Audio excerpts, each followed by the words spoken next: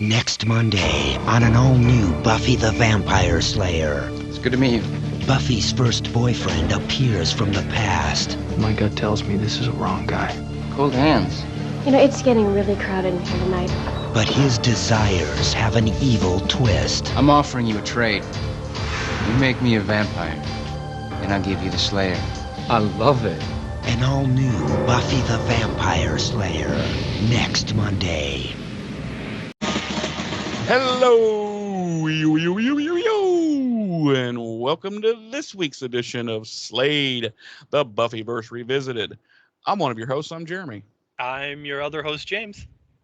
And this week we'll be jumping into Season 2, Episode 7, Lie to Me. Yes, jumping into like Augustus Gloop into a chocolate river. I think he more fell than jumped. Okay, that's fair. Well, You're I right. guess falling into this episode then. No, you're right. You're right. You called me on it. That's fine. I got it. You're right. You're right.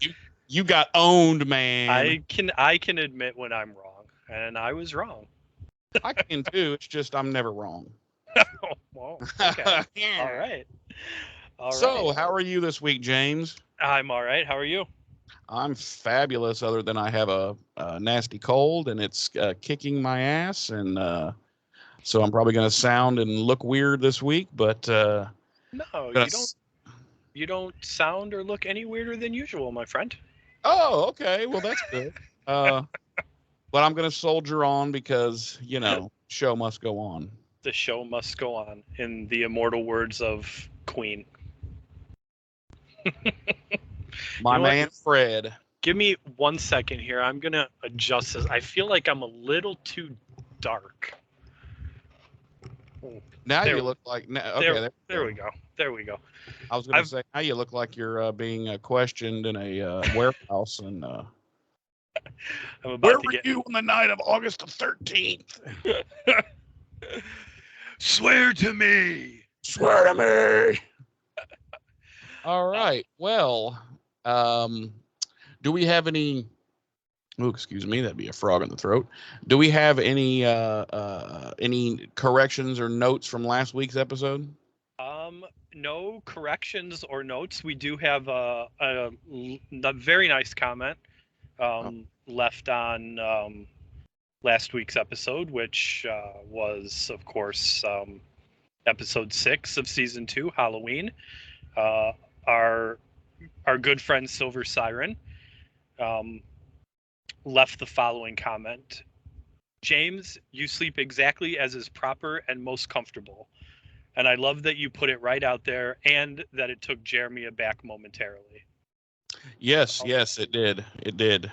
Whenever I talk about my nudity, it tends to throw Jeremy off a little bit. Yes. I'm. It's not something I want to visualize, let alone speak about. Silver Siren goes on to say, the two of you give me some of the very best laughs. You are similar in some ways, but different in others, and it's incredibly refreshing to see two human beings perfectly able to have differing opinions in such a peaceful and often hilarious way. Thank you also for talking briefly about the Semicolon Project and for supporting it even before the founder lost her own battle. I did as well, and it was heartbreaking. I see the kind hearts of you both. The world needs more people like the two of you. Keep on keeping on. Sometimes it takes a while to be discovered, so hang in there. I know I'm just one person, but I'm very picky, and if I love your podcast, there are and will be others who do as well. Stay encouraged. Well, wow, yes. Isn't that nice? Yes, so thank you very much for the. I feel like we don't really deserve that. Because what she doesn't know is when we're off air, we usually fight to the death. Not each other, clearly. No. Other. Just in abandoned warehouse basements, mostly. Right. Other people. With swords. With swords, yes. So that's it as far as pod related go. There was some Buffy cast related news this past week out of San Diego Comic-Con. Our titular Slayer, Buffy herself, Sarah Michelle Gellar, will be starring in and executive producing Wolfpack, which is a spin-off of the popular MTV supernatural teen drama Teen Wolf, which originally aired from 2011 to 2017 for 6 seasons, and is about to air a movie on Paramount Plus, which will lead into this spin-off, also streaming on Paramount Plus sometime later here in 2022. She'll be playing Kristen Ramsey, an arson investigator who is a highly regarded expert in her field and has suffered personal loss. She's brought in to find the teenage arsonist responsible for a massive wildfire that could be the reason a supernatural predator terrorizing Los Angeles has been reawakened. Now, I never watched the Teen Wolf television show. Did you? I did not. No. No. So I don't know if this will be something that'll interest me or not, but I'm glad to see SMG back out there doing her thing. Oh yeah, definitely. My sister is a big fan of Teen Wolf, and she's been trying to get me to watch it for quite some time, and it's just not. It was really never something that piqued my interest, but given that SMG is going to be starring in this spinoff, I might give it a watch. Give it a look-see. Yeah, just so I'm not, just in case the spinoff ties too much into the original series, I don't want to be completely lost. Yeah. See, now as you know, I'm a werewolf fanatic. That's probably one of my favorite, supernatural fantasy type things. And I'm very, very picky about watching a movie or a show based on werewolves. I'm very, very picky about how the wolf or wolves look, how they act, etc. And if it's not to my taste, I'm immediately turned off. And I'm like, meh, meh, meh. I will say my initial reluctance to watch the Teen Wolf series on MTV was because I love the Teen Wolf movie with Michael J. Fox. Oh yes.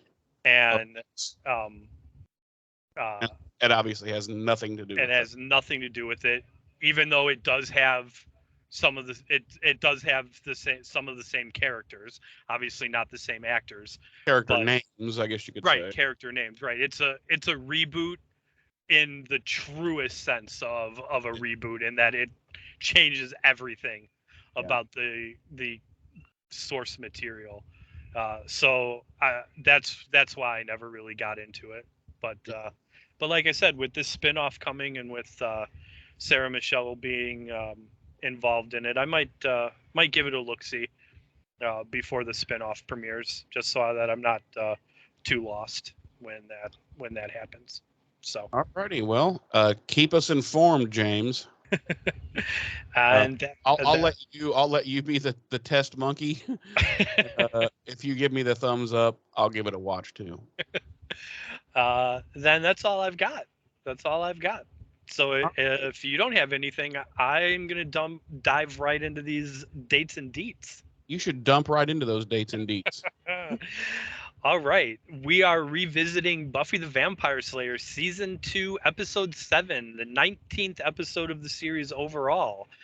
Lie to Me. Our episode director this week is He Who Shall Not Be Named. I actually didn't notice that in the credits. Our episode credited writer this week is also Bruce He Who Shall Not Be Named. Oh. Yes. Our original air date was November. Did he also produce and cast and visual effects and produce? Yes.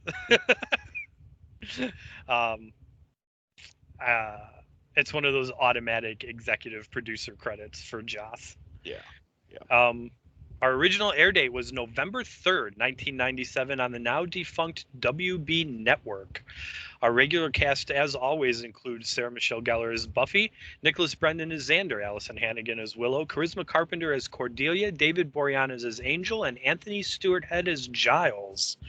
Our guest stars this week include the return of Robia Lamort as Jenny Calendar, James Marsters as Spike, Juliet Landau as Drusilla, Jason Bear as Billy Ford Fordham, Jared Paul as Diego, Will Rothar as James, and Julia Lee as Chantrell, a character that we will see again in future episodes of both Buffy and Angel, though she will adopt two new identities over the course of her future appearances. Same character, but she goes through some shit.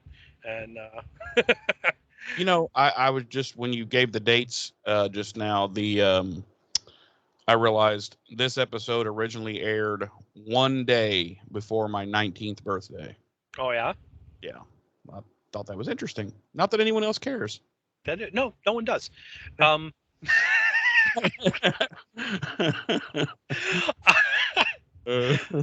Our episode synopsis this week reads: Buffy's 5th grade crush arrives in Sunnydale, intending to deliver her to Spike in exchange for the immortal life of a vampire. So it just throws it right in our fucking faces this week. Yeah, mine's even more just like, well, I'll let you hear. Buffy is lured into a trap by a group of undead wannabes who hope that Spike will make them vampires in exchange for giving him the Slayer. So that's even more just like, here you go, here's the whole episode. You don't need to watch it. Right. Wow. All right. Well, we dive into our cold open and we see a young boy. He's on a playground after dark, and he's sitting on a carousel, and he's complaining about how his mom is always late picking him up. And from the shadows behind him, Drusilla emerges.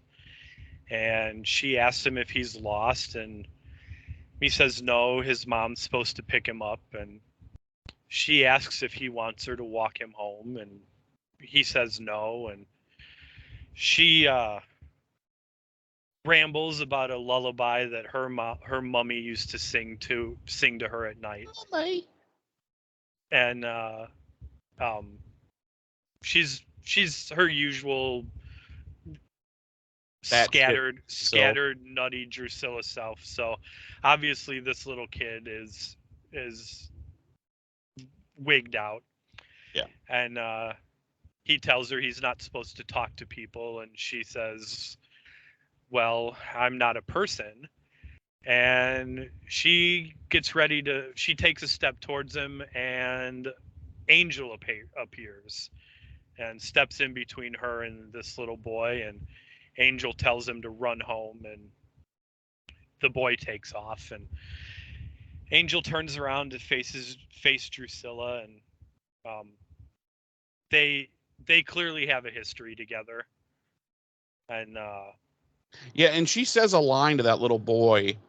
She goes, how does she say it? Oh, she goes, when she's talking about the lullaby that her mother used to sing, and she says, what song will your mummy sing when they find your body? I was like, wow.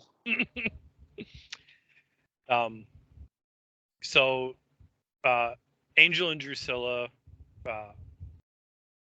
they clearly have a history here. She asks if he remembers the song Mummy used to sing her, and he says he does. And he offers her a chance to take Spike and get out of Sunnydale and get the fuck out of here. Right.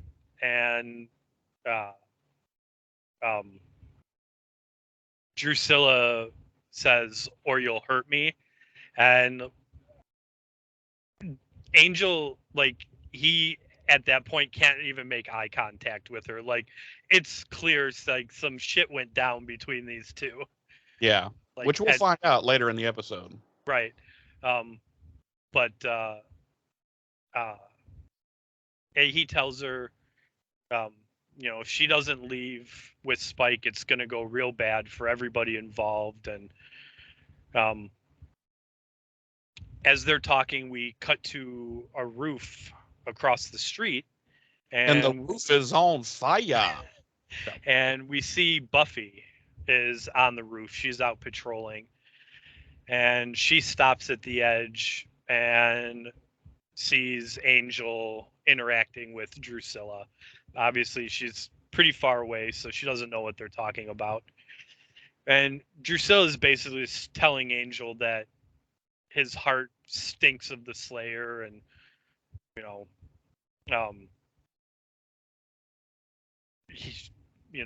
he's in love with her, and this and that, and Angel tells her that this can't go on, it's got to end, and she tells him that it's just the beginning, and she turns and walks away, and Angel turns and walks away, and Buffy remains on the roof watching them both go their separate ways. And that's the end of our cold open. And here we are once again with Buffy not trusting Angel, and sees this thing, this meeting happen out of context, and is, you know what I mean? It's like, well, here we are again, back to this cycle. Right. So, although, and not to get too ahead of ourselves, though, I don't think this episode, even with that, and with what we're going to come to see throughout the episode, of the kind of mistrust, I don't really feel like this episode does heavily fall back into that. Into that cycle. No, this just like hints, this just, like when this happens, this is just like a you're like, oh fuck, here we go again. Right. Luckily we don't. Right. But right. We put a toe into this cycle again, but right.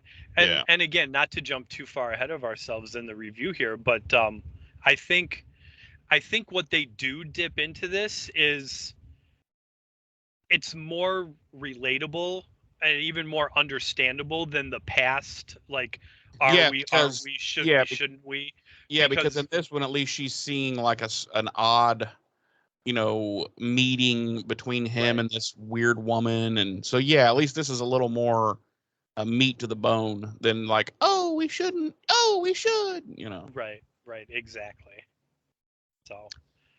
Well, we come back from what would have been our commercial break, and it's the next day, and we're at school, and Jenny, aka Miss Calendar, is trying to set up a date with Giles, but she will not tell him like where they're going and what they're doing. And of course, Giles being Giles, that totally fucks him up, because he's definitely a control freak.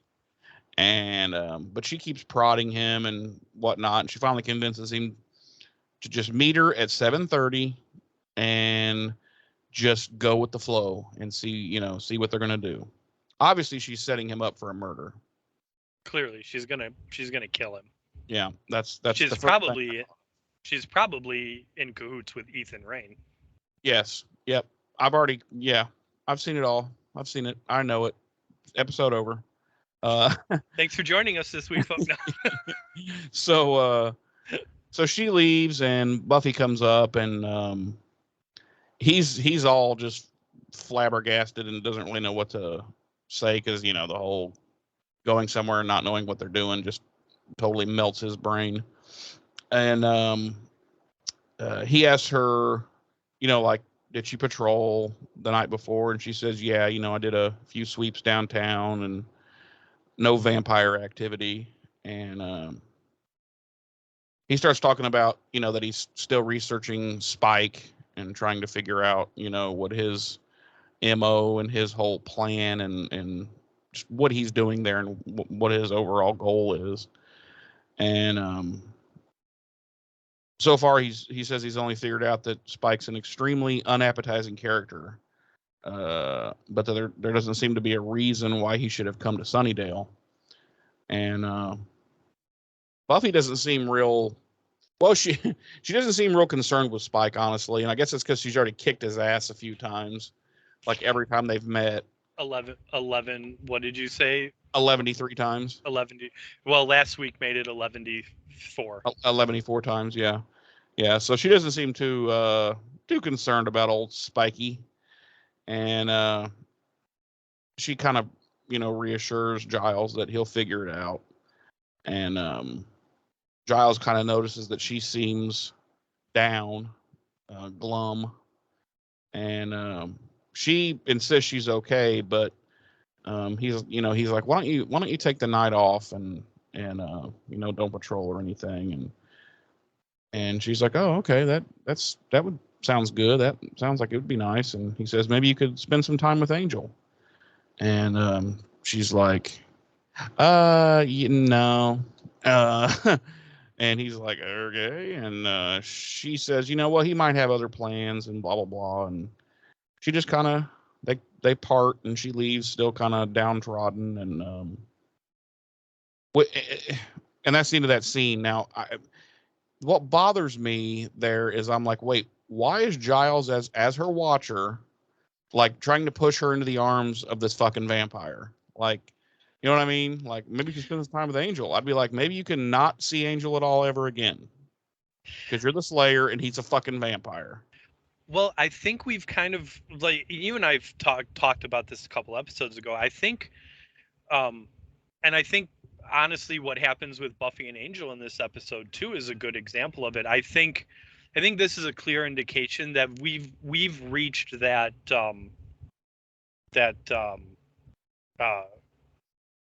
stage of understanding, agreement. Like, there's no more of that well, you're a Slayer and you have a sacred duty. You know what I'm saying? Yeah. Like, from Giles. I think this is kind of an indication of that. He's kind of like sees that she's, not herself, so he's, giving her that leeway to take the night off and go be a 16-year-old girl. And he's not stupid. He knows a 16-year-old girl is going to want to spend time with the person she's 45-year-old vampire, with the person that she's seeing, or that kind of thing. So yeah. I guess I just find it troubling that he's a watcher and she's the Slayer, and he's encouraging this relationship with this fairly mysterious vampire. Well, I also think we've reached a point now in the show where there's a level of trust that Angel's established amongst everybody. I guess too. I don't trust him as a viewer. I don't trust him yet, because I haven't seen.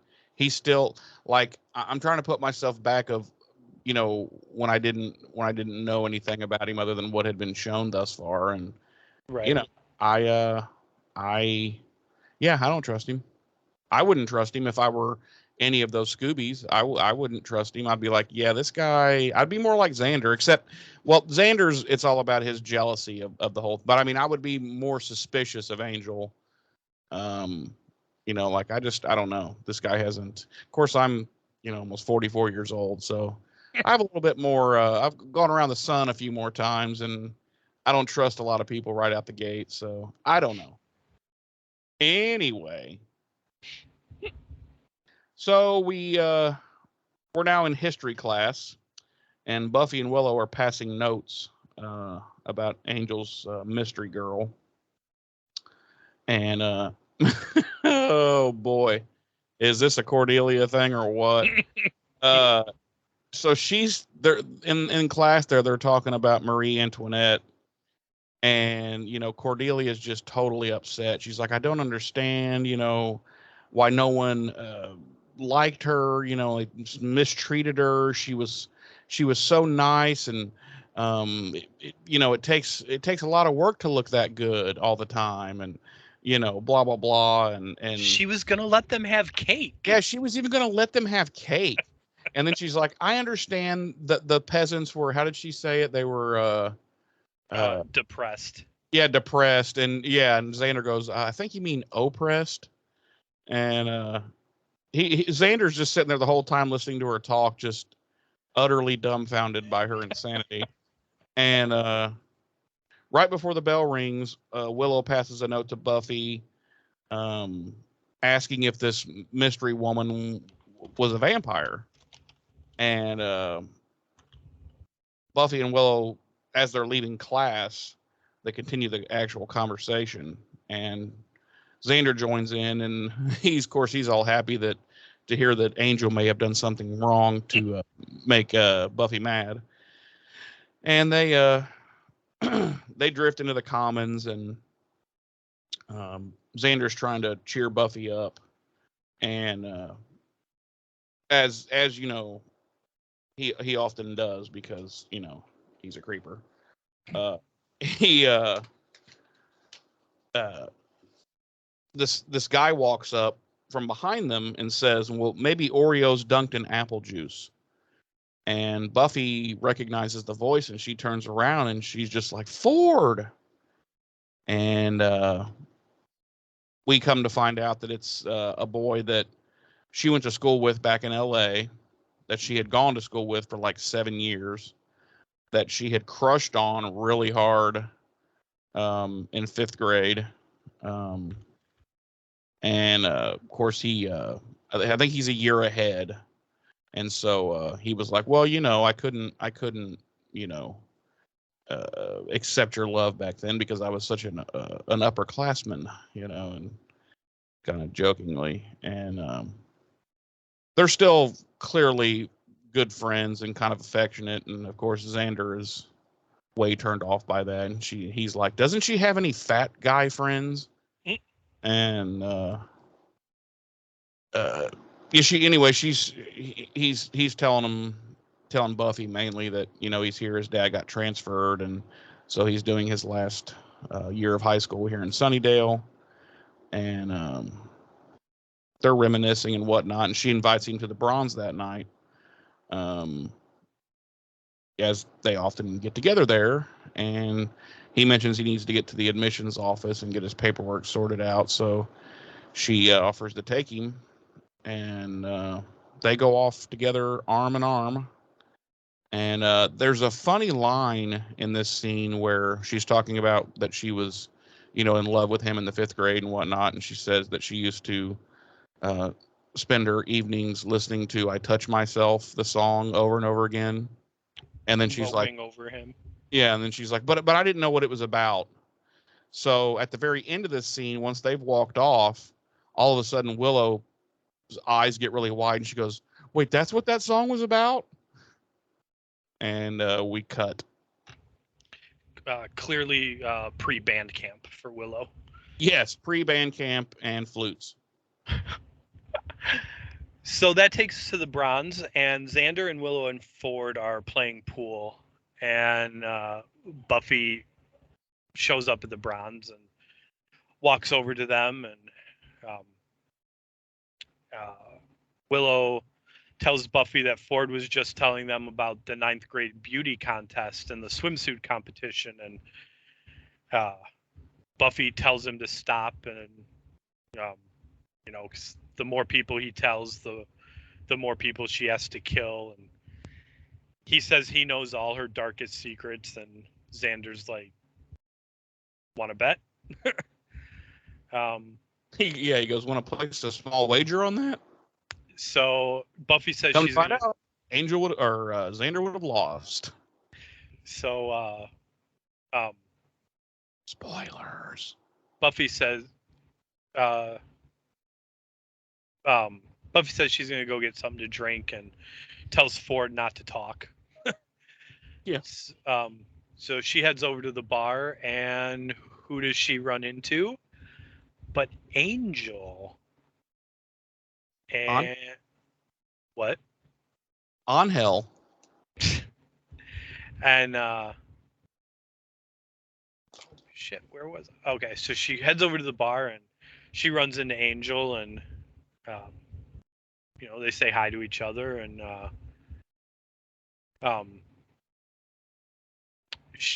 he tells her he was hoping she'd show up there, and Buffy notices he's holding a drink, and she says, "You drink.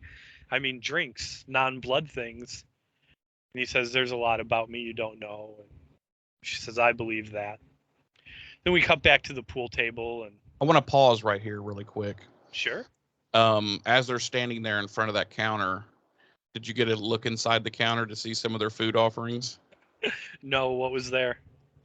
Well, on the top, there appeared to be 2 levels to this glass case, and on the top level it appeared to be some of those raggedy looking croissants. But on the second levels where the real gem was, it was pre-packaged individual carameled apples covered in nuts. So we can add that to the bronze's menu. Pre-packaged carameled apples. Caramel apples. Huh? We cut back to the pool table, and Ford notices Buffy with Angel, and Willow tells him that's Angel, and Xander tells him that's Buffy's beau, and Ford says he's not in school, right? He looks older than her, and Xander's like, "You're not wrong." And we cut back to the bar, and Buffy's asking Angel what he did last night, and he says nothing, and she's like, "Nothing at all," and he's like, "I stayed in, I read." Then he explodes and he's like, "Why you hassling me, yo?" Right. He's like, "I didn't realize we were that serious, bitch." and then she drop kicked him out the back door. He's like, "If you want to be exclusive, you should have said something." Yeah. And then she drop kicked him again back through the same door. And she's all like, obviously she knows he's lying, so she's starting to get salty. Yeah. And she literally just turns around and walks away from him and walks back to the pool table. Yeah, it's like, wow, okay, conversation over. Like, Jesus. So of course Angel's standing there like completely befuddled, and then for like a good 3-4 beats, and then he follows after her, and Ford's like, he didn't want that soda after all, and Buffy says she's not thirsty, and Willow says hi to Angel, and And I noted Angel said absolutely nothing back to Willow or Xander. He just looked at him like, "Who are you talking to me?" I was like, "Wow, dick."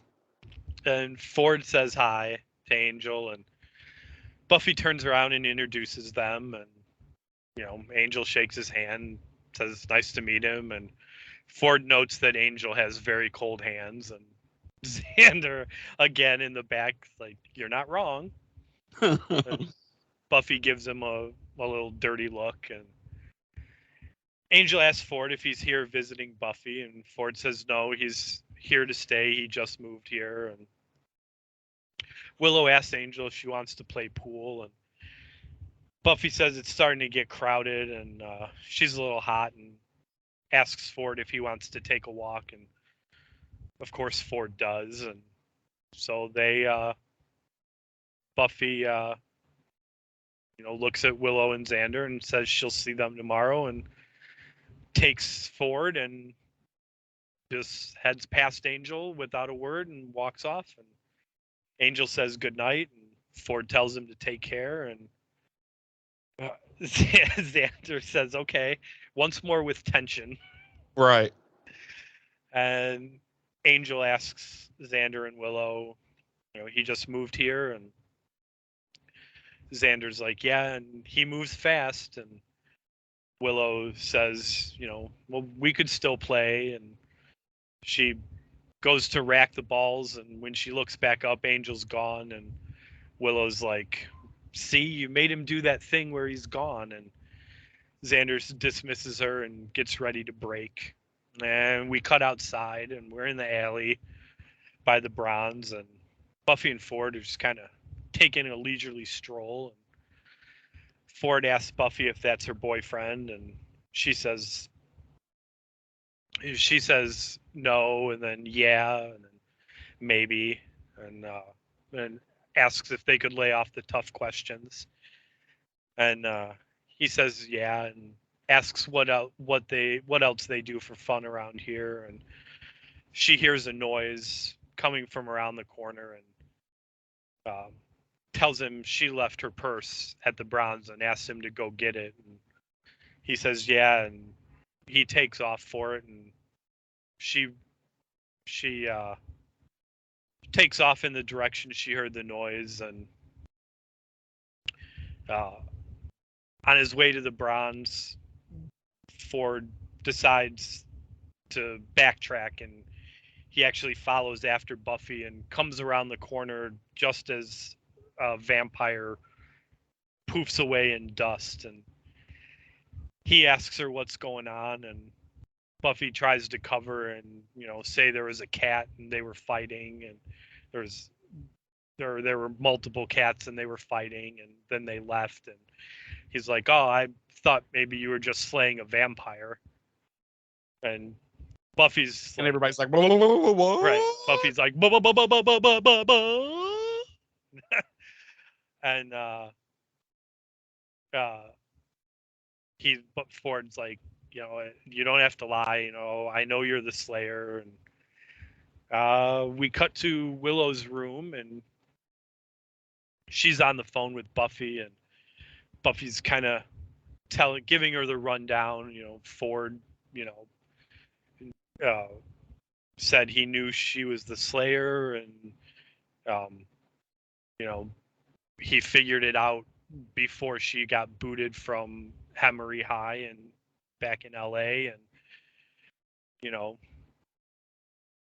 Willow's all like, well, that's neat. And Buffy's like, yeah, I guess it is. I don't have to constantly worry he's gonna find out my dark secret. It makes everything easier. And we cut back to another alley, and what's happening? Well, you know what? I'll finish this up. So okay. we cut back to another alley, and Ford's heading towards a door in the alley, and it's a big metal door, and he knocks on it, and it's got one of those like viewports that you open, and it opens. And password. It opens after he knocks, and someone looks out and sees him, and it closes again, and then the door opens to let him in. And we cut inside, and there's someone there with a welder, and they're cutting the knob off of the inside door. So there's the outside door, and then there's a big metal inside door, and they're cutting the knob off of the second inside door. And if I'm someone that's inside that little club or whatever it is at that time, I'm fucking leaving. Somebody's torching off the goddamn doorknob. I'm like, well, see you guys later. Fuck this. Well, I get the impression later on that they're fully aware why this doorknob's being removed. So yeah. So Ford walks down a set of stairs and into the main area, and there's dark kind of gothic music playing, and everyone's all dressed in dark colors and wearing pale makeup. And this guy comes up to Ford, and he's like, he clearly doesn't know that it's Ford, because he's like, Ford, hi, Ford. And then Ford's like, hey. And this guy asks him how it went, and Ford says it's good. And this guy's like, that's it? That's all we know? When are we? And Ford cuts him off, and he's like, soon. And this guy's like,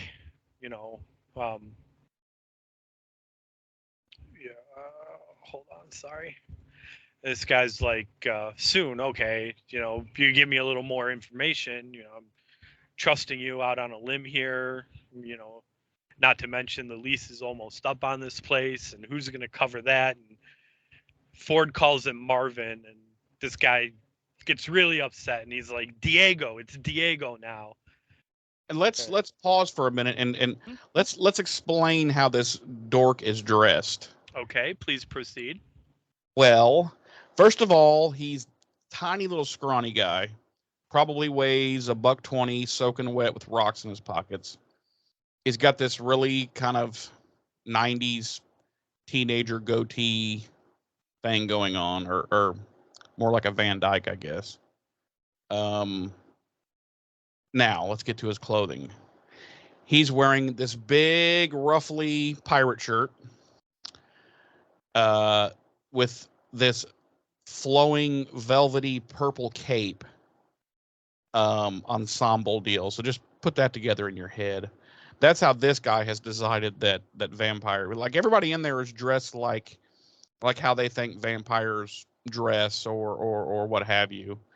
And that's how this guy is dressed, like a parody almost of what a vampire would be dressed like. And it is lolsy as fuck because he's wearing this outfit the rest of the episode. So Ford corrects himself, and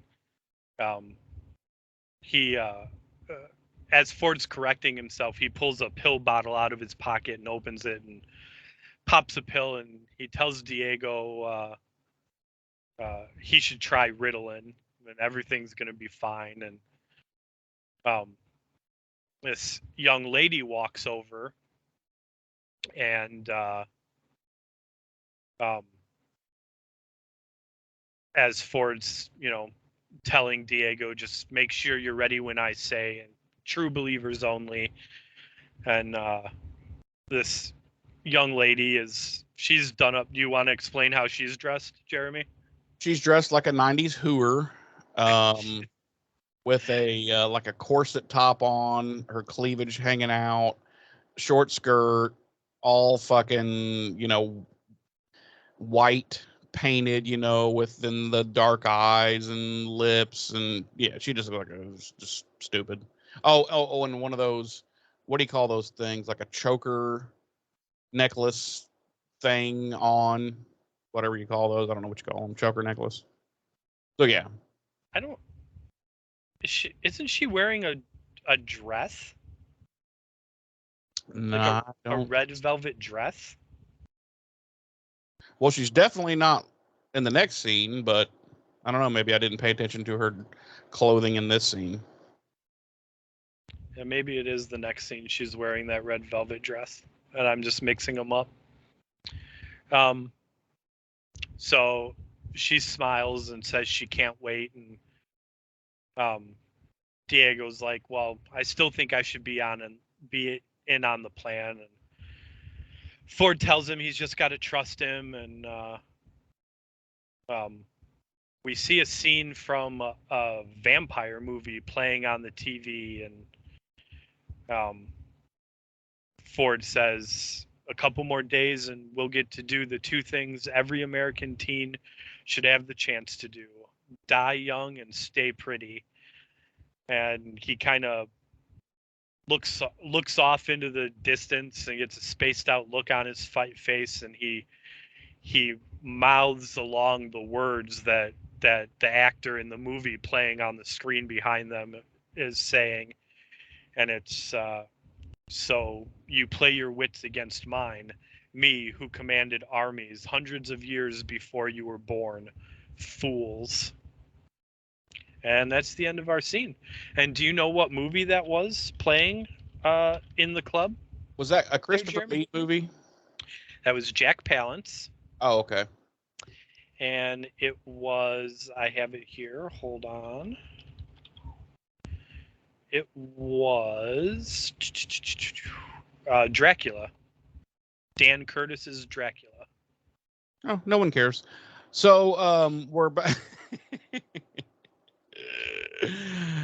Dan Curtis's Bram Stoker's Dracula. Sorry, from 1974. Dan directed by Curtis's Dan Curtis. Bram Stoker's Jack Palance's Dracula. Starring Jack Palance.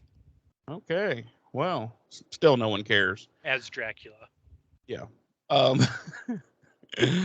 So Simon Willow, Ward is Arthur Homewood. yeah, no one cares at all.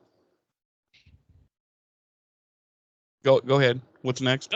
No. Oh, go ahead. So And Willow, Nigel Davenport is Abraham Van Helsing. I fucking hate you. So we go to Willow's at home, and she's getting ready for bed, and she hears it. She has French doors that are in her bedroom, by the way, that go outside. So I found that a little odd. That's usually a master bedroom type thing, but whatever. Somebody's knocking on them. She opens it, and there's Angel, and she's like, come on in, and he's like, well, I can't. Or she doesn't say come on in. She goes, well, and he's like, well, I can't actually come in unless you invite me, and so she invites him, and he comes in, and she's all nervous, and she runs ahead of him. She sees one of her bras on her bed, so she runs and scoots it out of the way, out of sight. And she's like, well, I'm not supposed to have boys in my room. And so he says he needs her to find someone for him on the net thing, he says. And so she's like, okay. And so she sits down at her computer, and she's like, what's the name? And he says, Billy Fordham. And she's like, Angel, if I say something that you might not like, you promise not to bite me? And he's like, yeah, you're going to say I'm jealous. And he kind of freely admits that he does get jealous over Buffy. But he also insists that he's a good, people reader, and something is definitely off with this Ford character. So Willow's like, okay, I'll look. But if there's nothing weird, and then she goes, oh, wow, that's weird. And he's like, what? And basically, he's not registered at Sunnydale High. There's just no record of him whatsoever. And dun, dun, dun. Yeah, but he just supposedly, went to the admissions office and all that. Well, then Willow's mother calls out from the distance. And she's like, oh, fuck. So she grabs Angel and shoos him back out the door, and she's like, I'll keep looking. You come back tomorrow night, and I'll tell you whatever I found, and blah blah blah. And he's like, okay, but if you don't find anything good, I'm going to kill you. And she's like, I understand. And no. Anyway, so and then he vamps out and lunges at her just to scare her and drive his point home. Right. And anyway, he says, don't mention any of this to Buffy. And she's like, she's obviously uncomfortable with that. She's like, lie to Buffy? And she's like, no, don't bring it the fuck up. It's not that hard. And but Willow's all stressed out and fucked up about, lying to Buffy. So we cut to the next day at school, and Willow's about to take a drink out of the water fountain, and in walks Buffy and Ford, and all of a sudden she just gets all kinds of crazy and jumpy and nervous, and and saying just weird shit. And Giles comes up to Buffy and is trying to give her his beeper number just in case something, and she might need him in an emergency. And she's like, listen, Giles, it's cool. He knows I'm the Slayer. And Giles is like, oh, okay. And he go ahead. No, I was gonna say, but I did make a small correction. It's Miss Calendar's beeper. Oh, that's right. Number. Yeah, that's right. Because let's keep it. Giles isn't big. Yeah, on Giles the don't have no technology. fucking beeper. Yeah. So Giles pulls Buffy aside, and he's like, you're not just like going around giving your secret identity out just to like date boys and stuff, are you? And she's like, no, Giles, he already knew, and blah blah blah, and I didn't even tell him. And so she goes back to Willow, and I've got a clip here to illustrate how crazy Willow was being No, here. So Willow is gone by the time Giles shows up. that's true, but I skipped over this because I wanted to play the clip. So here we go. Willow. What's up? Nothing. Do you want to hang? We're cafeteria bound. I'm gonna do work in the computer lab on schoolwork that I have, so I cannot hang just now. Hi, Ford. Morning. Okay, well, fess up. What? Are you drinking coffee again? Because we've talked about this. It makes me jumpy. I have to go away. Nice girl. So yeah, that's just Allison Hannigan knocking it out of the park, you know. And that all happens before the Giles stuff. Right. In the scene. We're all aware, James. Okay, I fucked up the timeline. Jesus. But yeah, it does. And so that night, Buffy and Ford are walking around the Sunnydale campus. Sorry, excuse me, had to clear my throat. Which I don't understand. I don't understand, like, why they're doing this at night. Like, why don't they do it when they're there? Like, who wants to go back to their school when they're not in school? You know what I mean? Oh, let's go hang out at the school tonight, even though we were at school all fucking day. But anyway. Well, I don't. Well, I think it was the end of their walking tour of Sunnydale. Is the impression I got. Yeah, because as they're walking by, she says, "Well, I think you've now seen everything there is in Sunnydale." Right. And they're kind of making jokes about how dull Sunnydale is when he spots a couple of looks like a guy and a girl heading up like towards the school itself, like they're kind of going in, breaking in the door, and he's like vampires, which there's such a distance between them, and I'm like, why did he immediately go to vampires? Like, why couldn't it just be two kids, fucking around? You know what I mean? Like, why was he just, those must be vampires, Buffy? And I don't know. She pulls out a stake and a cross and gives him the cross and keeps the stake, and then he pulls out a stake that he already had in his own jacket, and she's like, okay. And she's like, stay close to me because you're not the Slayer, dipshit. And they kind of head off in search, and Ford's right behind her, and all of a sudden, rawr, the vamp jumps Buffy, and she knocks the female. She pretty much KOs her right away, and then she starts karate fighting with the male one. And they kind of go out of sight a little bit around a corner, and Ford gets over the female and has his stake raised up, and he says, tell me what I want to know and I'll let you go. And then we cut, and apparently she's told him what he wants to know, because Buffy dusts the male that she was with and comes back to him, and he's like, what? She's like, what happened? And he's like, well, I killed it. And he's like, I staked it and it just turned to dust. And she's like, huh, okay, not bad, newbie. And then she slaps him in the back of the head. But yeah, so he says, yeah, I killed her, and she dusted. And that's the end of that scene. I like how Ford coughs. Yeah, like he breathed in like it was sawdust. Right, like he inhaled some vamp dust. Yeah. And what happens next, Ames J? We cut to Xander, Willow, and Angel walking down the alley towards the club we saw Ford in earlier. And Willow's telling them the only thing she could track down was this address.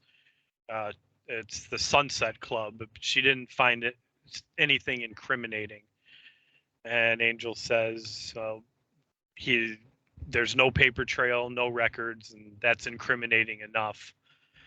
And Xander agrees with Angel and calls him dead boy. Angel asks if he could not call him that. The angel knocks on the door, and the viewport opens, and the doorman looks out, and Angel tells him that they're friends of Ford's, and the doorman nods, and we cut inside as he's opened the door, and Angel and Willow and Xander walk through and look around. And Xander and Willow comment amongst themselves about how they stand out like sore thumbs. And Angel says, let's look around, and tells them to check out downstairs. And so they head downstairs, and Willow's asking if sore thumbs really do stand out. And Xander tells her she has too many thoughts. And Yeah. they walk by a man standing in a coffin, and he's dressed like your typical movie vampire, and he's excitedly waves and says hi to them. Xander's like asks Willow if she's noticing a theme, and she's like, you mean vampires, yay? And Xander says that's the one. And it's this young lady that we saw earlier comes up behind them, and she tells them that they're newbies and that she can tell. And Willow says, no, we come here all the time. And she tells them not to be ashamed, and it's cool that they're open to her, and they welcome anyone who's interested in the lonely ones. And this is a point that Angel's coming down the stairs behind them, and Willow questions the lonely ones, and Angel says vampires, and Xander's like, we usually call them nasty, pointy, bitey ones. And this young lady this is Chantrell, by the way, the girl who's going to go on to make other appearances throughout both Buffy and Angel. It occurred to me, I don't know if we ever actually learn her name in the episode. Says it. No one says it. Yeah. So,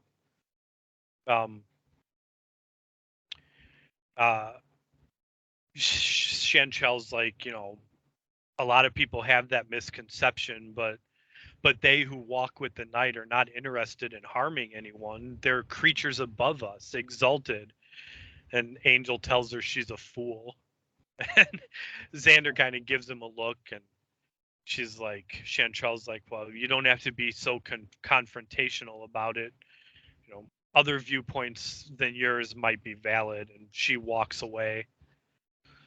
And Willow calls after, nice meeting you. And they both turn, Willow and Xander both turn to Angel, and he's like, Xander's like, you're really not a people person. And Willow's like, nobody's going to talk to us now. And Angel tells him that he's seen enough, and he's seen this type before, and their children making up bedtime stories of friendly vampires to comfort themselves in the dark.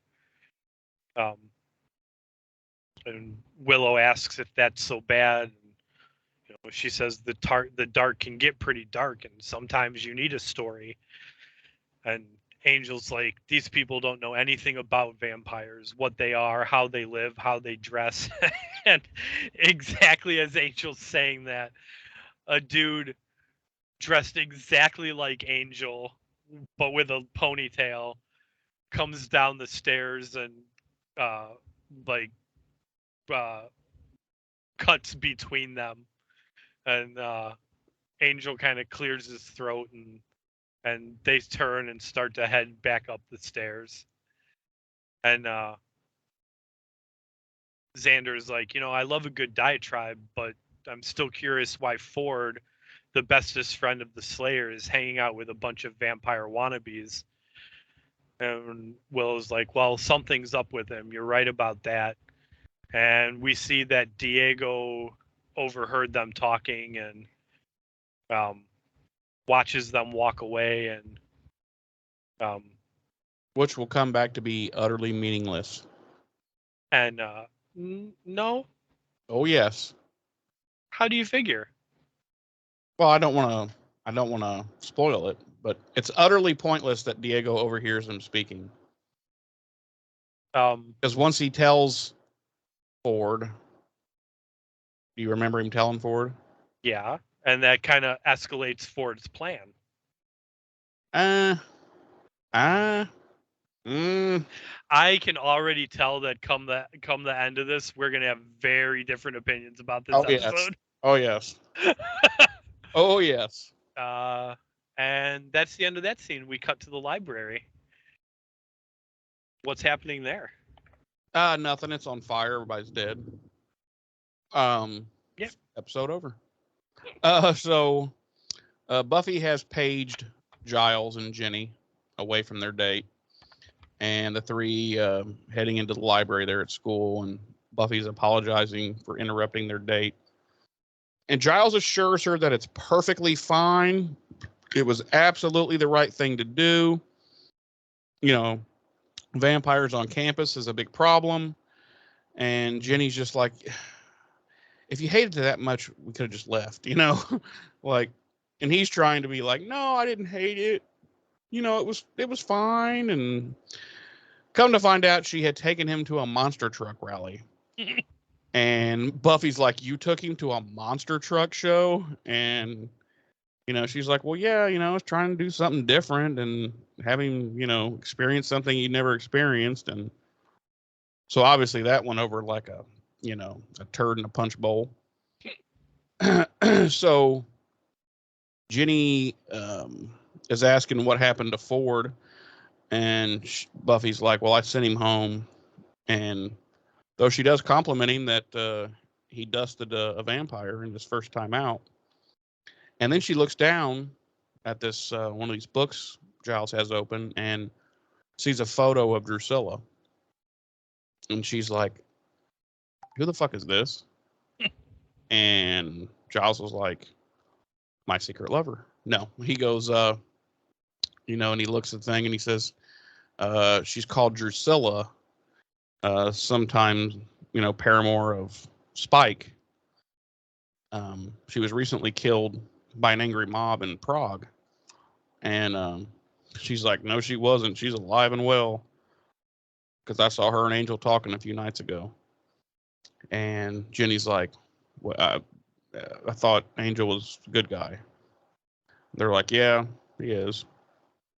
And Giles decides he should find out more about Drusilla. And so he heads to his office to get one of his newer books and runs headfirst into that female vampire from earlier.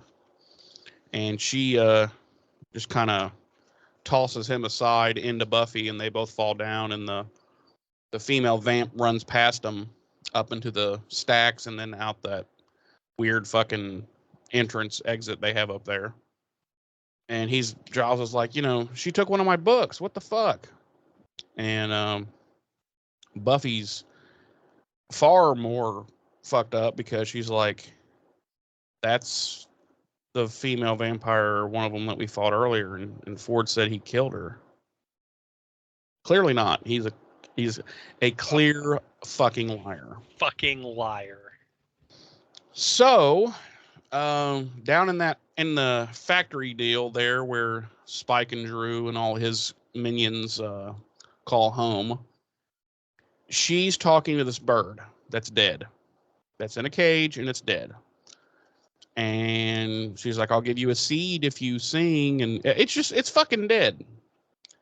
So Spike comes in and kind of a little miffed that he found out from one of his minions that Drusilla was out and about the night before and ran into Angel. And he's kind of lecturing her on that. And Drusilla's still trying to get the bird to sing and everything. And Spike kind of snaps and he's like, the fucking bird is fucking dead, you fucking lunatic, you know, basically. He says it in different words, and she's like, oh, you know, and he's like, oh, I'm sorry. And they are, he's like, what if I get you a new bird and blah, blah, blah. And about that time, they get interrupted by Ford. And Spike's like, where the fuck is my security? You know, this dude just shows up. And he's trying to make a deal with Spike, and he's like, but you got to say the you know, you have 30 seconds to convince me not to kill you. And Spike's like, you know, he's like, fuck that. And he just walks up and grabs the dude. He's about to eat him. And Drusilla's like, no, hold on. And Ford says he wants to be a vamp. And Spike's like, I've only known you for 2 minutes, and I definitely don't want to fucking know you for all of eternity. And he's like, I already don't like you. And but then Ford offers him a trade. Says, you make me a vampire, and I'll give you the Slayer. And suddenly Spike is a little interested in that situation. So then we cut to Buffy in her kitchen, being all depressed and mopey. And Angel knocks on the back door. Well, he doesn't really knock because the back door is just kind of ajar for some reason. Yeah, and he kind of pushes it open, and he's like, can I come in? And she's like, well, you fucking already are, you fucking asshole. No, he's like, he pushes it open and he asks if he can come in, and she's like, sure. And she's like, I thought once you're invited, you could always just walk in. He's like, I can. I was just being polite. Then he closes the door behind him, which I thought was weird because, like, yeah, Buffy's right. He could just walk in, but why would he just walk into her house without, like, just like anybody else? Wouldn't they knock? Right. Although he does just randomly fucking appear in her bedroom and shit, like at the middle of the night. That's true. So she's probably like, why are you knocking? That's true. So, do you want to take the scene? Yeah, I'll take it. Okay, take it. So he tells her that they need to talk, and she's very standoffish, and she's all like dewy. She picks up her. I'm presuming she's drinking coffee. She's got a mug of something. It's probably fucking bourbon. Wow. Do we think Buffy's secretly a hardcore alcoholic? Oh yeah, she's a functioning alcoholic for sure. Because she's seen some shit already. Oh, she's in like the 9th circle of PTSD, dude. Yeah. Like, and so she fucking died. Dude, she's 16 and she's already been dead once. Right. Yeah, she is a fucking drinker. Yeah, she's only been the Slayer for like maybe 2 years. Mm-hmm. If that. She's died once. Yep. Yeah. She has seen some shit. Burnt down her school. Yeah, you're right. She's a drinker. Yep. So she takes off into the dining room, and Angel tells her it's about Ford, and he's not what he seems. And Buffy's like, well, who is these days? And Angel tells her Willow ran him down on the computer, and Buffy seems kind of surprised, and she's like, Willow, you know? And Angel's like, we found this address, and we checked it out with Xander, and it turns out, and now Buffy's really like, what the fuck's going on? And she's like, Xander too? Like, so everyone's just in on this great big exciting conspiracy. And Angel's like, the fuck are you talking about? Yeah. And Buffy's like, I'm talking about the people I trust. She's like, who's Drusilla? He throws the bourbon in his face, and he's like, yeah. Yeah. And he's like, I'm a vampire. It doesn't have any effect on me. I can't get drunk. She's like, I had it blessed by a priest, and he's like, oh my God. Holy bourbon, I'm melting. Holy bourbon. She asks him who Drusilla is, and right away he looks away, and like, you know, Telly's been caught in a lie. And she's like, and don't lie to me. I'm fucking tired of being lied to by all you sons of bitches. And he tells her, you know, sometimes lies are necessary. And she says, well, sometimes knives are necessary, and then she fucking stabs him in the fucking ear. Right. Yeah. And then they have this really brutal, like, Mr. and Mrs. Smith type fight. Yeah. Throughout the entire Buff and Summer's house. And everything gets destroyed. Right. We clearly won't be seeing the Summers home set again anytime soon. No, They no. got to rebuild that Yeah, shit. this motherfucker, they need to just burn it down at this point. No, and she's like, for what? And he tells her, sometimes the truth is worse. You live long enough and you find that out. She tells him she's like, I can handle the truth. No. She tells him she can take the truth, and he asks her if she loves him, and she thinks about it. She's like, I love you, but I don't know if I trust you. And he's like, maybe you shouldn't do either. And she's like, maybe you should let me be the one who decides that. And Angel tells her, I did a lot of unconscionable things when I became a vampire. Drusilla was the worst. She was an obsession of mine. She was pure and sweet and chaste. Buffy interrupts him and she's like, and you made her a vampire. And he says, first I made her insane. Killed everybody she loved. Visited every mental torture on her I could devise. She eventually fled to a convent. And on the day she took her holy orders, I turned her into a demon. And then Buffy cuts in and says, did you order the code red? And he says, you're goddamn right I did. Oh, wait, sorry. Wow. Wrong. This would have... Wrong. Yeah. Also, that joke would have played a lot better back when I was talking about Buffy saying she could handle the truth. Yeah, I know. You're a few... But you were flowing, and you were flowing pretty good, and I didn't want to jump in and fuck your flow up, so. No, you have to jump in. You have to interrupt the flow for the joke. Always. So you're Always. saying you're saying don't fake the funk on a nasty dunk? Yes. Okay. All right. Gotcha. Buffy's like, she's clearly like ished out by this revelation. As I think understandably would be. Right, like understandably. And she's like, it would have been bad enough if you'd have just told me, you grabbed her, you turned her into a vampire, you guys fucked for a couple fucking decades or something, but goddamn. Right. Like shit. And she's like, well, I asked for the truth, and Angel he's like, you can't handle the truth. And did it. That was better.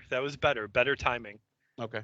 And Angel tells her that Ford's part of some society that reveres vampires and practically worships them. And he doesn't know what he wants from her, but she can't trust him.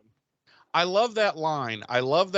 Because, he says, he's part of a society that worships vampires and you can't trust him. And I'm like, you are a fucking vampire and she trusts you. You know what I mean? I don't know. It's like, wow, buddy, pot kettle. I don't know. You've been pretty shady thus far. And you are a literal vampire. I don't know. I disagree to the extent that, again, this goes back to what we talked about a little bit earlier. Like, I think Angel's earned himself a certain amount of trust amongst these people.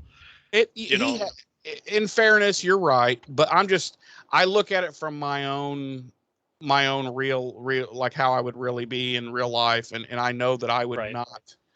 I would still be leery, very leery of this dude. Well, see, and I mean, and I'm potentially looking at it the same way, but in my case, like if this person, regardless if he's a vampire or not, has actively saved my ass on numerous occasions, like he's earned my trust. Yeah. So you're a little more trusting than I am, apparently. I'm a very well, I mean, if someone has saved my life on several occasions, yeah, I'm gonna put a certain level of trust in them. I wouldn't be able to get past the whole he's a fucking vampire, which means he's not a real person. He's just a demon. Wow. In people clothing. Wow. And he's a skin suit. That's vampirist is what that is. And I'll admit it. Wow. I would just not. I don't know. Yeah, so that's that scene. And we cut to school the next day. And that bitch is on fire again. There's kids running out the door. Right. Bad CGI of people on fire as they're screaming and running Yeah. out the door. The flames aren't even really touching their body. Right. Yeah. And we cut to school the next day, and Buffy's walking upstairs to the quad, and she meets Ford there, and they have a little back and forth, and end up agreeing to meet back there at the school at 9 so that they can. Ford basically wants to take her out on a surprise. It's a date basically, Yeah. but it's a surprise, and they agree to meet there at 9 o'clock tonight. And this is possibly we'll talk. I'm going to talk about this now. This is quite possibly my only major gripe with the entire episode is how this fucking scene is shot. Well, this is okay. I'm glad you brought this up because this is clearly some pickup shooting. Like this was definitely done after the episode had wrapped. Don't ask me how I know that. I'm just a brilliant motherfucker. No, honestly, I'm pretty good, especially in 90s TV shows, of being able to tell you when, being able to say, oh shit, this is a pickup shot. You can just tell this is like an assistant director or someone doing a pickup shot. Like, you know, somebody in editing was like, fuck, we need this transition, go grab them and film, you know, this and write a few lines of dialogue. And right. But it ends up looking very, very bad.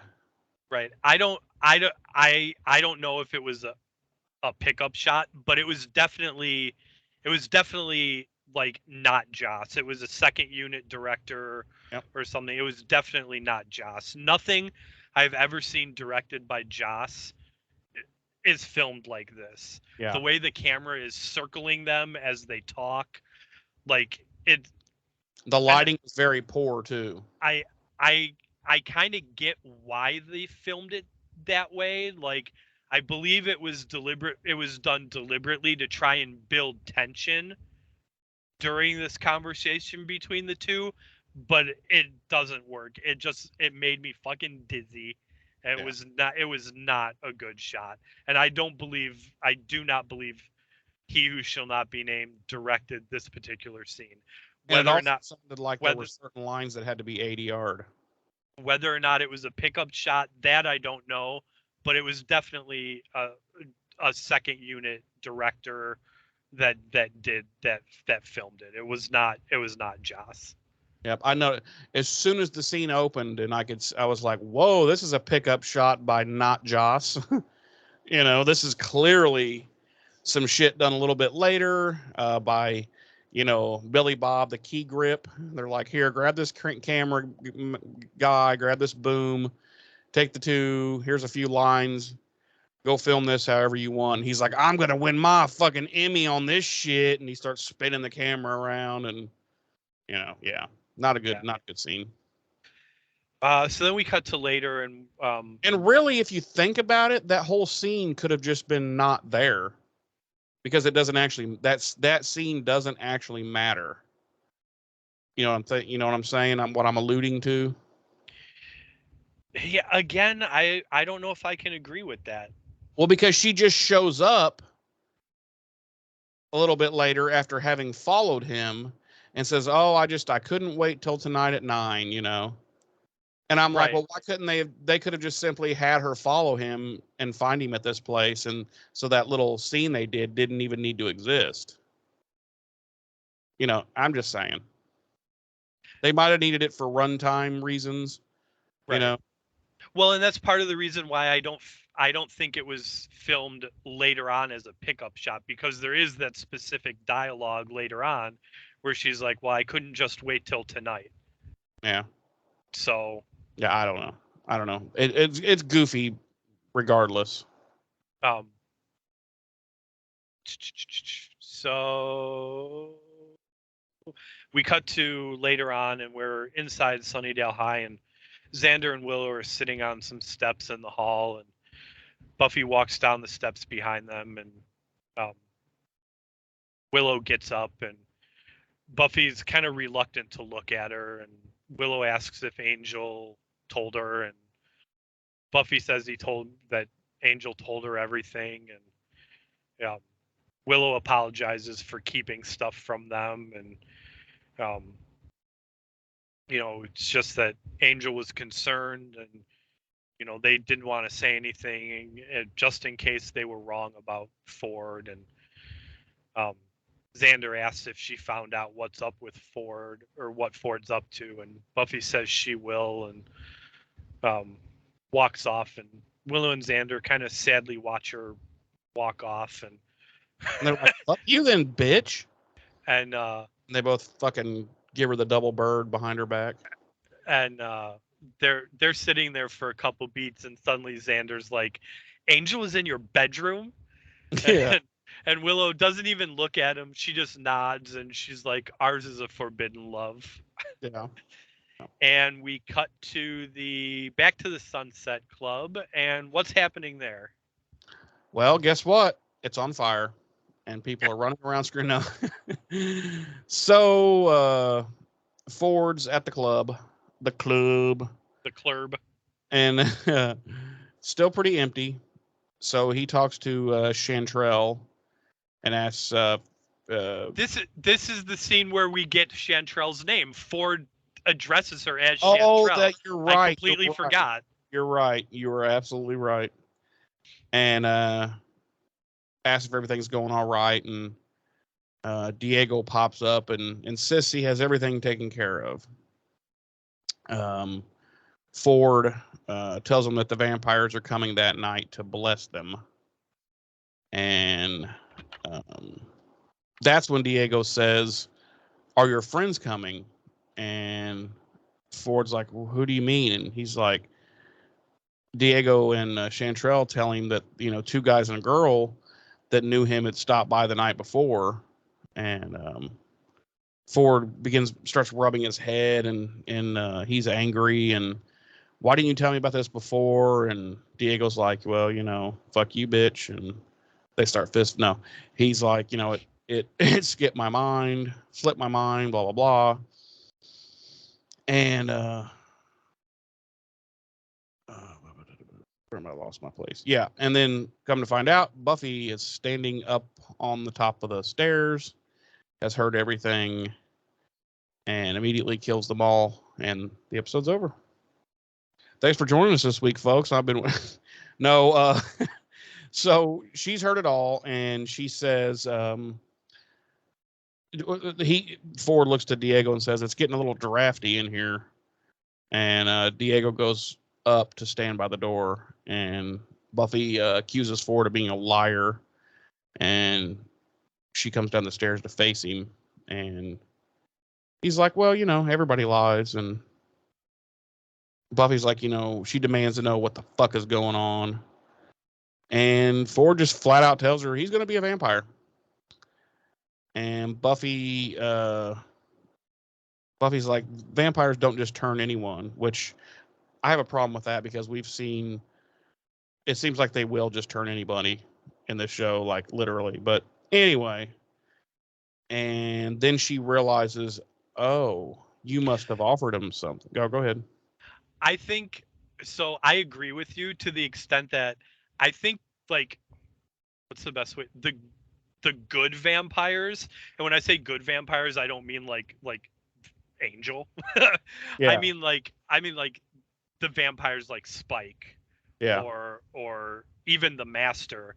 Like, yeah.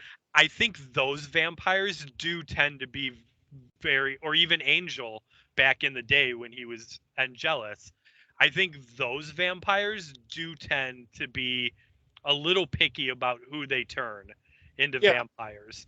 Yeah. And then I think there's like just like the dimwits that we run across That'll just turn occasionally, everybody. that just turn everybody. And Yeah. that's why you have like these dimwit dumbass vampires running around like Spike's lackeys, you know. Yeah. But anyway, go ahead. No, it just that's when Buffy realizes that Ford must have offered them some kind of a trade, and realizes that he must have offered to give them her.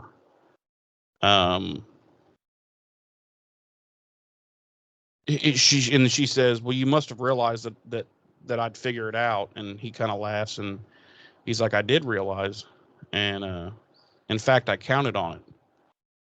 And it's apparently this is all playing out just like he wanted. And just then, Diego slams that big interior door that you had been explaining earlier, where they were cutting off the inside doorknobs and whatnot. And Buffy runs up the stairs and tries to open it, but no go.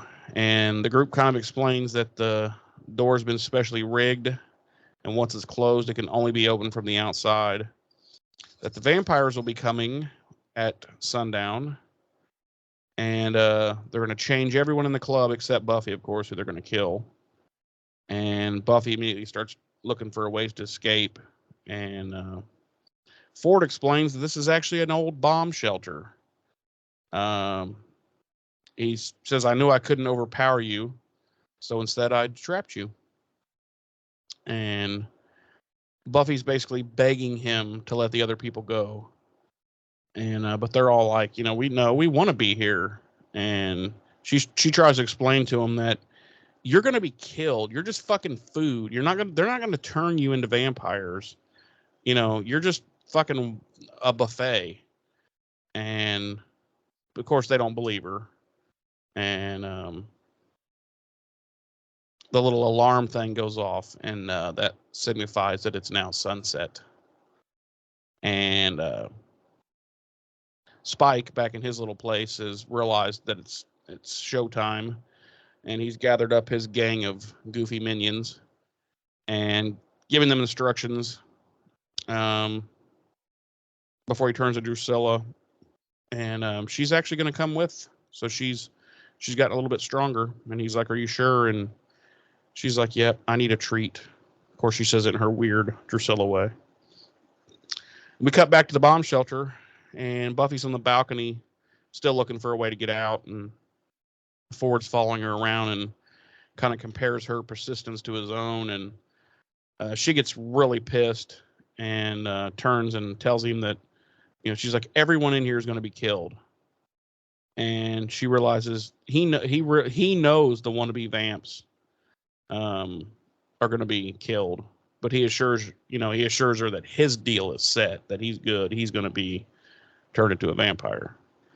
And she tries to explain to him that becoming a vampire is not really living forever. Like, you will die, your soul will leave your body, and then a demon soul sets up shop in your body.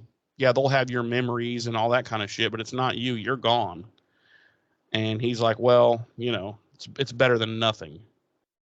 And she gets more pissed for him being willing to give up,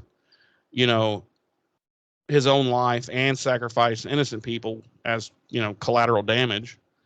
And then he gets really pissed, and he's like, these people have all had a choice, and I didn't, basically. And I've got a clip I'm going to play here, and this kind of explains it. Ford, these people don't deserve to die. Well, neither do I. But apparently no one took that into consideration because I'm still dying. I look good, don't I? But let me tell you something. I got maybe 6 months left, and by then, what they bury won't even look like me. It'll be bald and shriveled, and it'll smell bad. No, I'm not going out that way. I ain't going out like that. So yeah, he's got brain cancer, apparently, that's eating up his brain, or as he says, liquefying his brain. And Buffy still insists that he's got a choice. It's not an easy one, but it's still a choice. And murder is not the right one. And she just kind of then she finally realizes that his rejection of right and wrong has as much to do with the drama and the fantasy going on inside of his own head as it does with the pain from the cancer. So she kind of just realizes he's a lost cause. And she tells him that if vampires come in and start feeding, she's going to kill him herself. And just then you hear the sound of the cars pulling up, roaring up outside. And Buffy runs down the stairs again to warn everybody, but Ford all of a sudden comes up behind her and just smokes her in the back of the head with a crowbar. She falls down the rest of the steps and onto the floor, and he comes down and smokes her again with it. And the door opens, and who is it? It's Spike. And the Chantrell meets him there, and he's vamped out, and he kind of growls at her, and she's, I think, suddenly realizing, maybe I was wrong, and he grabs the choker and pulls it off her neck, and he says, "Take them all, but leave the Slayer for me." And he bites down on Chantrell, and then all the vamps pour in, and they're all on all the different wannabes, feeding on them. And Buffy looks up and sees Drusilla kind of standing by herself, more or less. So she runs and does a Slayer jump up to the top platform, pulls herself over the railing, gets behind Drusilla, pulls a stake out and puts it to her chest and yells for Spike.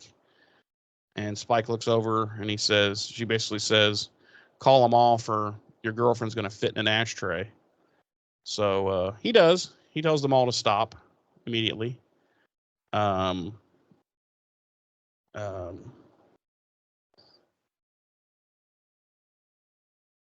Yeah. So anyway, so he gives the order. They all stop.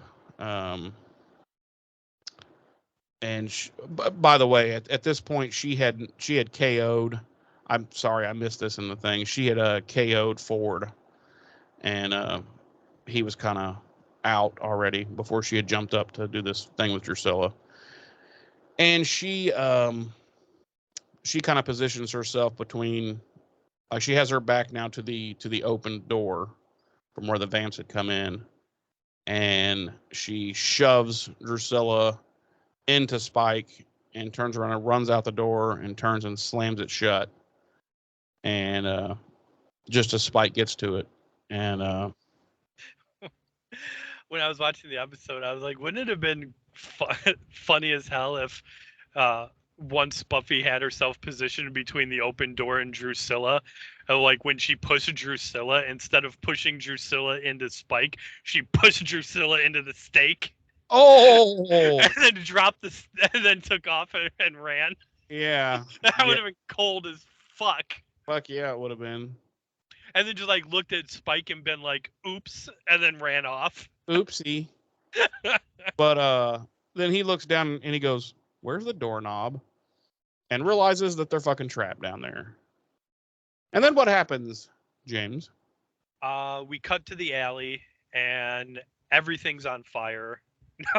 Yep. Buffy comes out of the club, and everyone that was in the club are kind of comforting each other and whatnot. And Angel walks up to her with Willow and Xander trailing behind, and Buffy tells them that they're just in time. And Willow asks if they're vampires, and Buffy says they're contained, but they'll get out eventually, and they should probably go. And she says we can come back when they're gone. Xander asks, "Come back for what?" And Buffy kind of sadly looks back towards the door and says, "For the body." And we cut back inside the club, and they're banging on the doors, and Ford wakes up and he asks what happened, and Spike tells him that they're stuck in a basement. And Ford asks about Buffy, and Spike says she's not stuck in a basement. And Ford's like, well, fuck you, dude. I handed her to you. She got away. That's your fucking problem. And Spike's all like, yeah, I guess so, brah. And Ford says, so what about my reward? And they just stare at each other as we dissolve into the next day, and Buffy comes back into the Sunset Club, and the door is all broken and twisted and pulled away from the frame. Twisted Steel and Sex Appeal. And she looks down the stairs and sees Ford laying there, and she walks down the stairs and kind of reaches out and touches his dead body. And that dissolves us to the cemetery, and it's nighttime, and Buffy has tears in her eyes, and she's laying some roses on Ford's grave, and she stands up again and walks back, and Giles is there, and she says she doesn't know what she's supposed to say, and Giles tells her she doesn't need to say anything, and Buffy says it'd be easier if she could just hate him, and that she thinks Ford wanted her to, and that it made it easier for him to be the villain. And really, he was just scared. And Giles says, yeah, he supposes he was. And Buffy says nothing's ever simple anymore. She's constantly trying to work it out, and who to love and hate and trust. And she says the more she knows, the more confused she gets. And Giles says he believes that's called growing up. And Buffy says she'd like it to stop. And Giles says he knows the feeling. And Buffy asks if it ever gets easy. And at that point, Ford busts out of his grave and turned into a vampire, just like he wanted. And he attacks Buffy, and she doesn't even think twice about it. And that no more effort than swatting a fly. She drives a stake right into his heart. And he stumbles back and looks at the stake and back up at Buffy as he bursts into ashes. And Giles says, you mean life? And Buffy says, yeah. Does it get easy? And Giles says, I don't know what you want me to say. And she kind of gives him a sad look and says, lie to me. And Giles thinks for a minute, and he says, yes, it's terribly simple. And they start to walk away, and he continues on. The good guys are always stalwart and true. The bad guys are easily distinguished by their pointy horns or black hats. And we always defeat them and save the day. No one ever dies, and everybody lives happily ever after. And Buffy says, liar. And fade to black. That's the end of our episode. That is the end of our episode, which I thought went fairly quickly this episode. It moved. It was one of those episodes that had a pretty quick pace. It did. It had a good clip to it. I too was surprised when it was over. I was like, wow, really? Like, doesn't seem like 45 minutes just passed, but it had. So let's rate this bitch, Jeremy. Okay. How many underground vampire counterculture clubs are you going to give this episode? Holy shit. I'm going to give this episode 2.5 underground vampire culture clubs. Ow. Ouch. Wasn't one of my favorites. Here's the thing. I think the premise was awesome. And I think a premise like this done in, like, say, a 2-parter with a not necessarily a likable, but a an antagonist you could actually sink your teeth into and feel a little bit for, and like, I don't know, I think this would have been a killer, like, say, season 5, season 6 episode. But here as it is, being just a one episode deal, kind of a throwaway, you don't really give a fuck about Ford fuckface at any point. Or at least I didn't. Yeah, it was just kind of one of those episodes that this has happened before where I'm like, oh man, if this had been like a later, say a season 6, somewhere in there episode, it would have been really good. But yeah, just kind of one of those episodes for me that's just kind of there. Nothing stellar. It wasn't horrible by any means. It was just one of those, what I consider an average episode. But yeah, the antagonist I felt was very kind of weak. I didn't give a flying fuck about him, what happened to him one way or the other. But yeah, that's my opinion, and I'm sticking to it. So, James, how many roughly fluffy pirate shirts would you give this episode? I am going to give this episode 4 roughly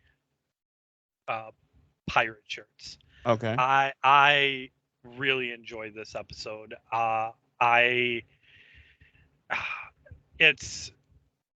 watched this episode, and it was outside of Halloween.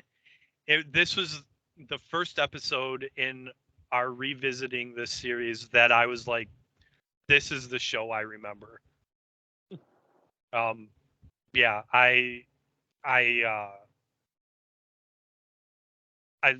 the dialogue was on point.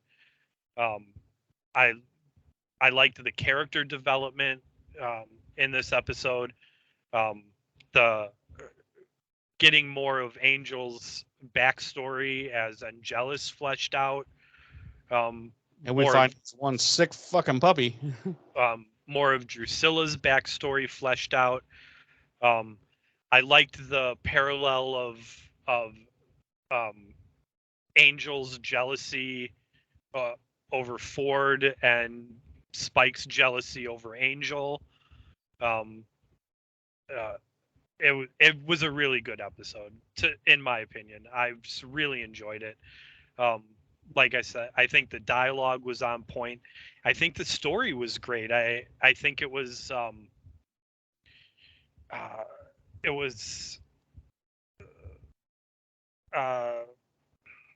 don't what the best way to put it. I feel it was multi-layered, the story. The exchanges between Buffy and Ford towards the end there were very good. It didn't necessarily make Ford more likable, but it did add an element of sympathy to him, in my opinion. I loved the final exchange in the cemetery between Buffy and Giles. Like we said before, I think we've gotten over that hump of every week, the confrontations between Giles and Buffy over her duty as a Slayer and her wanting to be a 16-year-old high school girl. We've seemingly gotten over the hump of Buffy's and Angel's will they, won't they? They're it's all come together in this episode. Yeah, and like I said before, it really, when it was over, I sat back and I was like, this is the show I remember. So well, as you prophesized earlier, we definitely had very differing opinions on this episode. Like I said, I didn't hate it at all. I didn't think it was terrible. To me, it was just one of those episodes. And this is an episode I would put on the show this to a friend to get them interested in the series. Wow, you are going balls deep in this episode, my friend. It was a good episode. Wow. So I really I think this, as much as Halloween set the standard for obviously future Halloween episodes, but also kind of the irreverent and goofy episodes, I think this episode kind of sets the standard for the more hit you where it counts episodes. So, but yeah, Okay. 4 roughly pirate shirts. Why don't we talk about some body counts and monsterology? There's really no monsterology this week. Just the standard vampires. The but the overall theme of someone like kind of faced with their own mortality and trying to gain immortality. I mean, I think we all know it's kind of it pops up. Yeah, sometimes it's done really well, and sometimes it's done like this shit. I mean, what? It pops up all over storytelling, science fiction, fantasy, horror. So it's not an entirely new theme or concept. But yeah, our body count this week is 4. Now, none of the wannabes died, right? Other than Ford Fairlane. Yeah. Nope. All right. A little behind the scenes this week, not a whole lot. The vampire who says hi to Willow and Xander, the guy in the coffin, right, when they visit the Sunset Club, that was the show's makeup supervisor, Todd McIntosh. Oh, okay. This episode pulled in an audience of 3.4 million households when it originally aired. That is so many, man. It is. That's such a good show. People just don't understand, man. And I forgot to pull the rating last week. That's basically like 7 million viewers. Yeah. But yeah, because each household counts as 2 viewers. Yep. But then you have to presume that more than 2. So the Nielsen ratings obviously automatically presume that more than one person in the house is watching the show. That's where we get how each they average it to 2. Right. Each household counts as 2 viewers. But then there are multiple households, more than 2 people are watching that show at a time. So they just figure it all averages out in the end. Right. With some households with less, some with more. Right. If they count each as 2, they figure.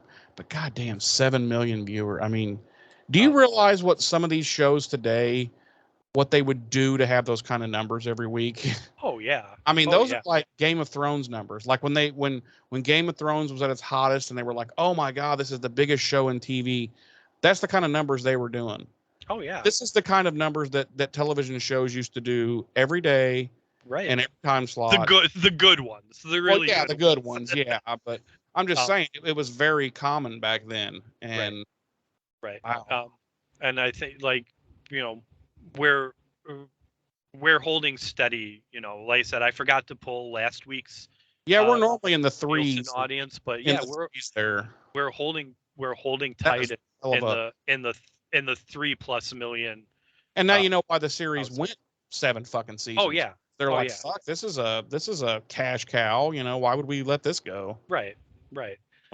Our bronze band this week was Willoughby. Willoughby. Our music this week, our featured music, was Lois on the Brink by Willoughby from the album Be Better Soon, released by Fuzz Harris Records in 1995. This is Fuzz Harris. Fuzz Harris. That's Xander's secret record label. No, that's that's his AOM Instant Messenger name.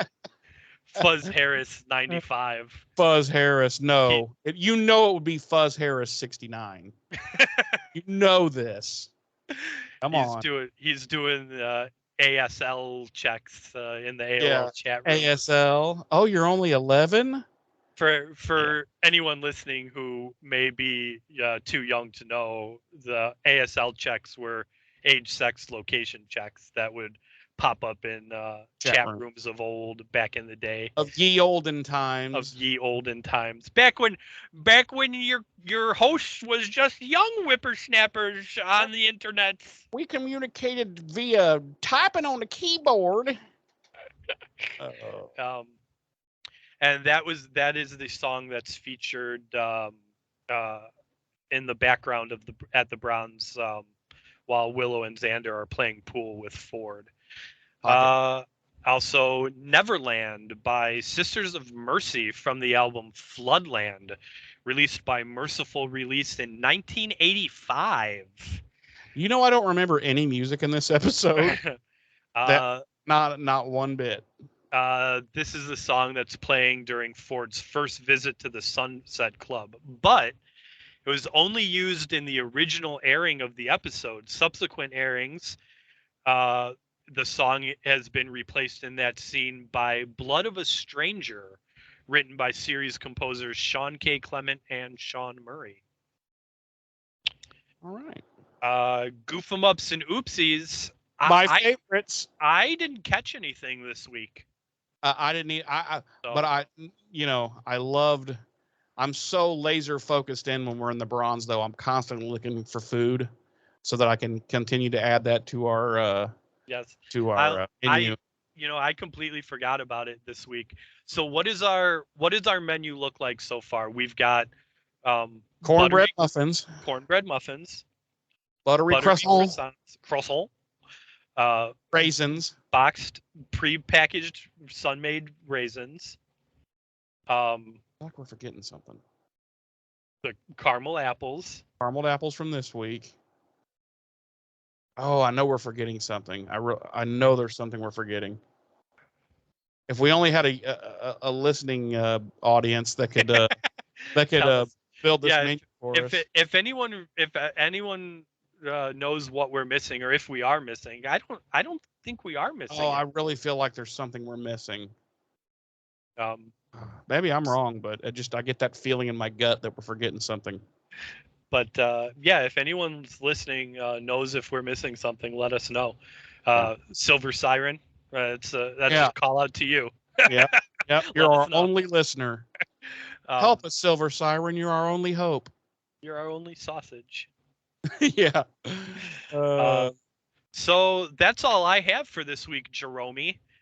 All right. Jomos. Yeah. Do you have any final thoughts? Again, I don't want it to sound like I hated the episode. I didn't hate it, but it was just meh. I get it. Listen, I don't begrudge you your opinions of this. Well, that's what you say now, but as soon as we stop recording, you're going to cuss me out. Your opinions, motherfucker. Your opinions of this or any episode. Listen, last week, and you know what? I mean, it's bound to happen again over 6.5 more seasons of this and 5 of Angel. Where there's going to be future episodes where we completely agree on everything. Our ratings are in line, our opinions are in line. But if it was that way every week, be pretty fucking boring podcast. Right, this would get boring real quick. So James, are you in a total agreement with me? Right, it would get boring very quick. So it is it's good that we have differing opinions like this. It's good. But yeah, those are my final thoughts. I enjoyed the episode. It was it's Buffy as I remember Buffy, and it only gets, in my opinion, for the most part, better from here. So yeah. Alrighty, Rooski. Well, with all that being said, thank you for joining us this week. Tune in next week. We'll be diving into season 2, episode 8, The Dark Age. Yes, we will. Jeremy, real quick. Yes. Would you like to know something I found out recently? Sure. We have a website. Do we? It's BuffyRevisited.com. Wow. And if you were to go there, do you Huh? know what you would find? Porn? No. Oh. But you would find links to our Facebook page Okay. and our Twitter Okay. and our email address, buffyrevisited@gmail.com. Oh shit. And you can go to any of those places and send us feedback. No kidding. Yeah.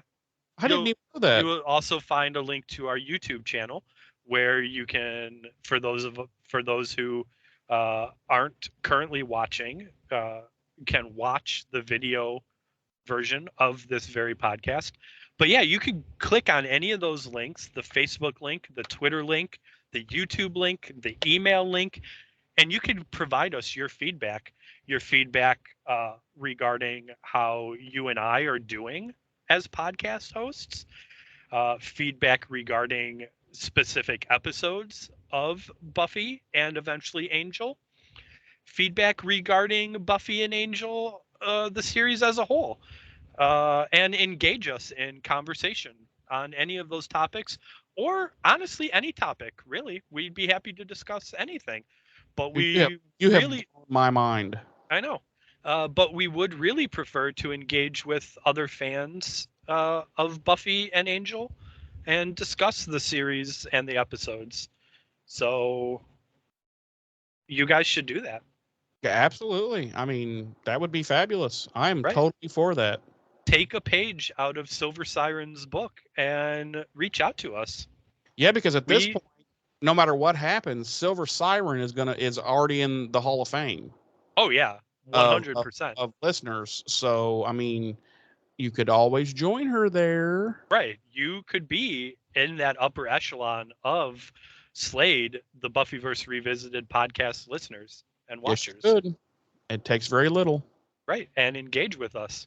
So that's it. That's I just wanted to, I found that out this week and I just wanted to share that with you, Jeremy. Yeah, that blows my mind. It's crazy. Awesome. It's crazy. All right. With all that being said, we will see you next week. I've been one of your hosts. I'm Jeremy. I'm your other host, James. Ta-ta.